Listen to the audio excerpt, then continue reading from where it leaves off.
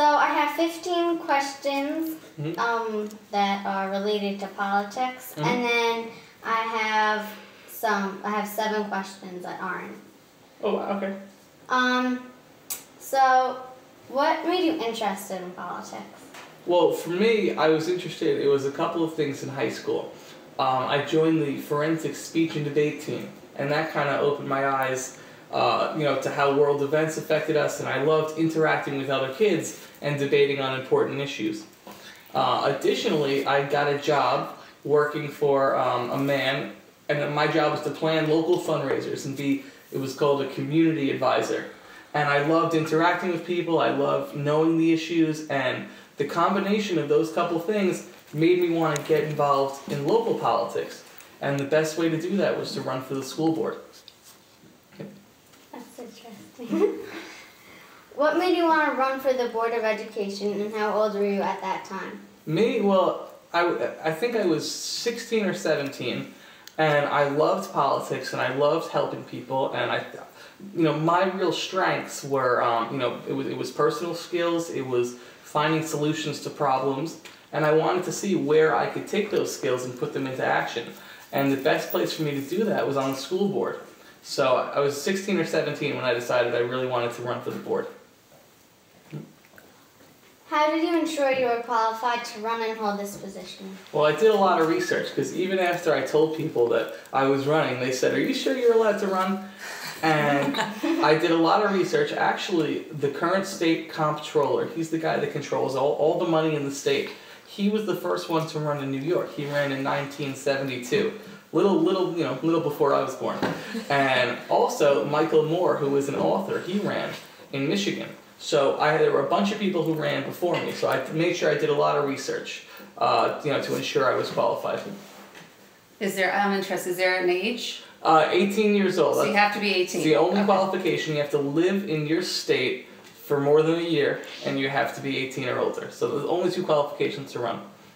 How does it feel to be the youngest elected official in the Syosset School Board of Education? It's a great question. It's a lot of responsibility, because I'm a role model not only for the 6,000 plus students in the school district, but I'm also a role model for students everywhere and for young people who want to get involved in politics. So it's a lot of responsibility, and I accept it because I feel that I'm leading a unique path for others to follow, and I show people that you can do something that a lot of people think that you can't do. You know what I mean? I feel like I'm setting a good example, and so I embrace that responsibility. What has been the biggest challenge for you in achieving your goals? I think the biggest challenge when I was running was people getting over the age factor. Everyone, when they said I was running, they said, "Oh, you're too young. You don't have enough life experience." And I think that when I was able to show people that, now I remember the school board is made up of 9 people, so I wasn't asking to be the superintendent. I wasn't asking to be the only one person making decisions. I was going to be 1 out of 9. So when I told people that, one 18-year-old on the school board with fresh ideas and the ability to think outside the box would be great for the district, they were able to see past the fact that I was so young. But I think that was the biggest challenge for me getting elected. What is your biggest accomplishment in your new role, and what is your biggest goal ahead in your current role? I think my biggest accomplishment so far has been through the pressure that I've put on the school board. We've become more transparent. Transparency, for example, this glass is transparent. When you look through it, you could see the other side. That's kind of how I wanted the district to run. Everything was out in the open and everyone can see everything that's going on. And I think through public pressure that I put on the school district, anyone can ask any question at a school board meeting now. It doesn't have to be okayed by the school board.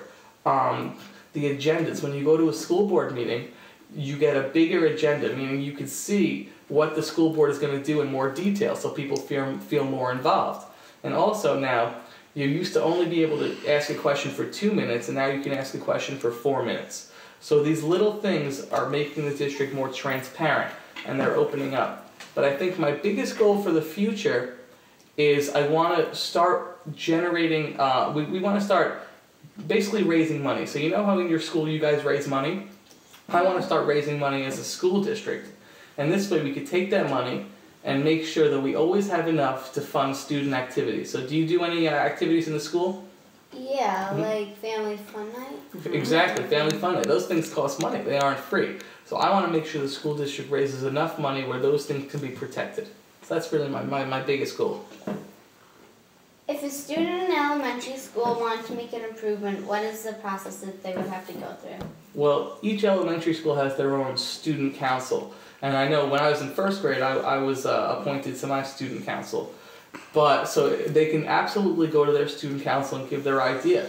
However, anyone, regardless of age, can come down to a school board meeting, and we have something called audience to the public, and they can come down to the school board meeting and they can tell us what they think they want to get changed. So basically the biggest way that regardless of age, but especially elementary school, they have to not be afraid to speak up and stick up for the idea that they support. So Sally, if she had an idea, could come directly to a board meeting. Yeah, anyone can come to a board meeting, and you get up there. And I know it's intimidating because for me, even when I was up there my first meeting, I was scared. You know? But anyone can come, and in fact, we had the HBT student council president come and give us a report at the last meeting. Really? So, yeah, because that's a new thing we're doing is student council presidents of all ages coming to the board meetings. But if you had a question, you can let me know, or any one of your friends can let me know, and we'll make sure you get down there and speak your piece. Yeah, that's great. What change did you dream of making in your school when you were younger? Did you make it happen, and how? When I was younger, I had a lot of unique ideas, and they were all associated with recess and reforming recess. And I gotta tell you, when I got on the school board, I figured out that we have no say as to anything that goes on at recess. So those are my real goals when I was younger.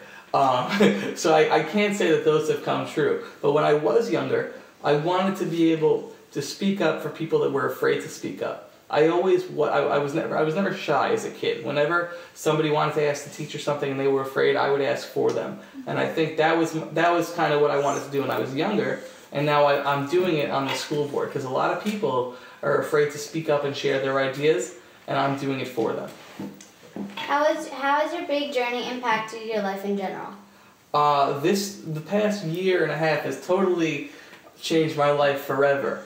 I'm now, because before when I was a junior and a sophomore in high school, I wasn't necessarily in the public eye, meaning that now if I do an action, let's say, or if I were to get in trouble, I would not only be letting down my family, but I would be letting down the people that look up to me. So my life has changed in that I'm now a role model for thousands of people in the district and on Long Island. So I have to be, I had to grow up very fast, and additionally, I'm now in public. So you know what I mean? So for example, the cameras were on me my first and second school board meeting. So everything you do is being recorded. So you have to also be a lot more careful in your life.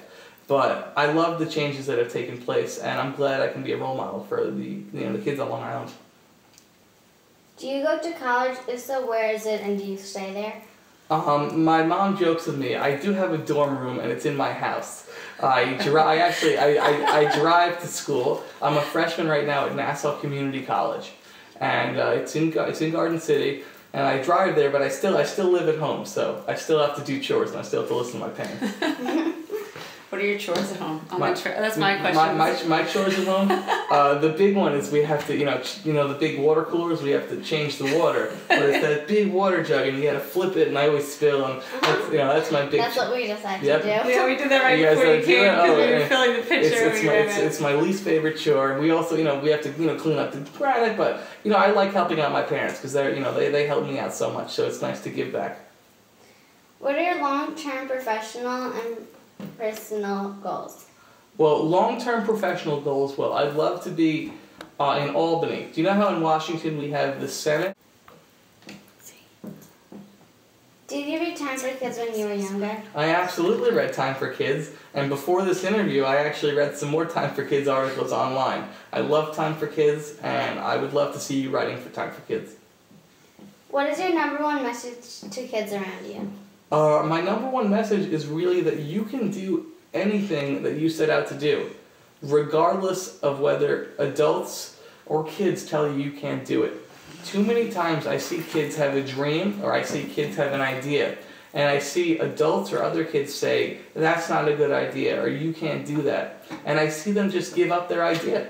And my number one message to kids is hold on to that idea and go forward with it, because regardless of whether adults are older than us, we can still have ideas and we can still make a difference.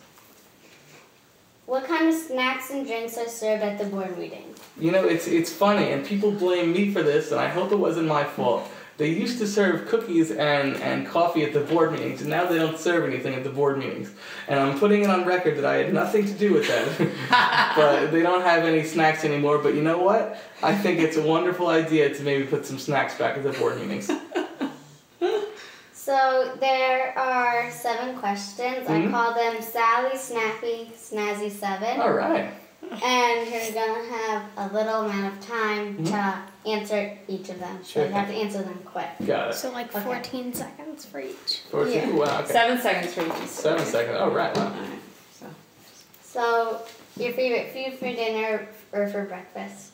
For dinner or for breakfast? Yeah, or Well, for dinner, pizza is my favorite food, so I love pizza. your favorite color? Favorite color? Red. Favorite app you use or play? Favorite app I use? I like the New York Times app, which is kind of nerdy, but I like to read articles. That's awesome. Last movie you saw and liked? Last movie I saw?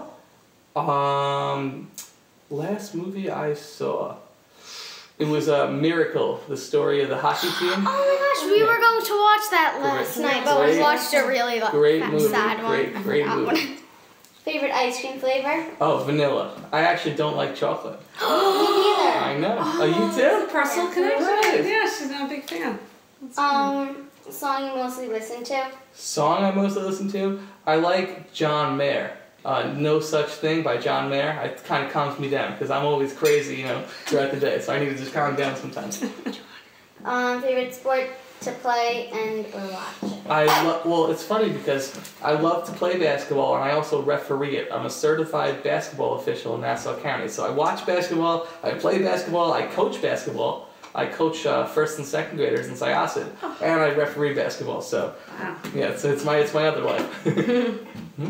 And those are it. All right. Well, thank you so much for being being amazing. For real, you were just Thank you. beyond where I was at your age. Because at your age, I was just focused on, as I said, recess and playing sports, and the fact that you're able to conduct an interview, and the fact that you're able to know what you want to do in life, and I'm beyond impressed is an understatement. So Thank you. you did a great job. And anything you need, you have my email address, right? It's my yes. That's my personal email. You have it. Anything you need, email me. I'll get back to you. Okay. Okay. The thank you.